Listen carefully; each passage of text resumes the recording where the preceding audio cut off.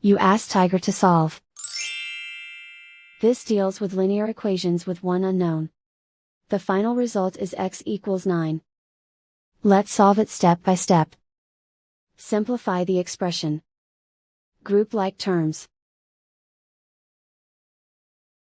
Simplify the arithmetic. Group all constants on the right side of the equation.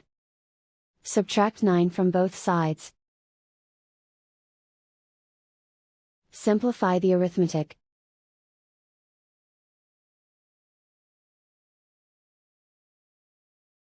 Isolate the x. Divide both sides by 19. Simplify the fraction.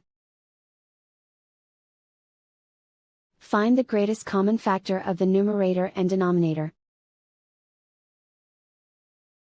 Factor out and cancel the greatest common factor.